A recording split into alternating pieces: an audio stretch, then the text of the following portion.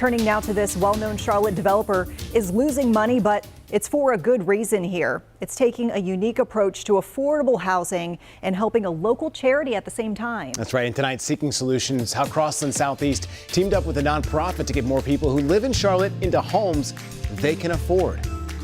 Strictly speaking, affordable housing is not a good business model if you want to make money, but the developer says that's not what this is about. It's about changing lives. It was a blessing, just like the street says. Deborah Simpson has lived in Charlotte all her life, and now she rents an apartment on a road literally called Blessing Street.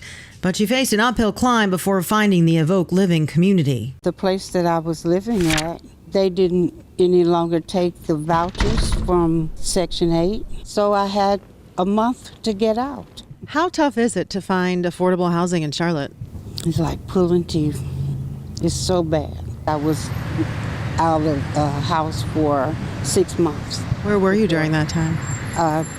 Different places, in a hotel, at my mom's, just wherever I could stay, wherever me and my son could lay our heads. Sittefa is the managing partner at Crosland Southeast, the group that built the Evoke Living Community after he felt spurred to take action. There were a couple of business guys and I that were really moved, deeply hurt actually, by the Harvard study that listed Charlotte 50th out of 50 in terms of the top cities in the country for upward mobility. So far, they've built 500 units and handed them over to Freedom Communities, a nonprofit in West Charlotte that believes in tackling housing, education, and other issues all at once to improve entire communities.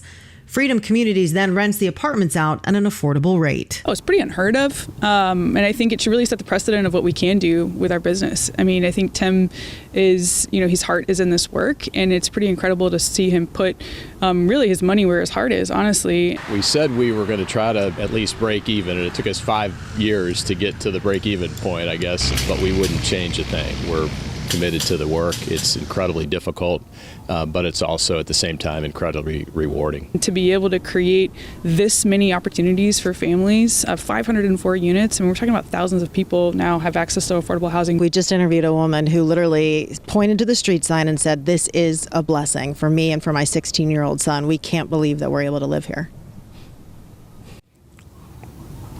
Well, that's what it's all about.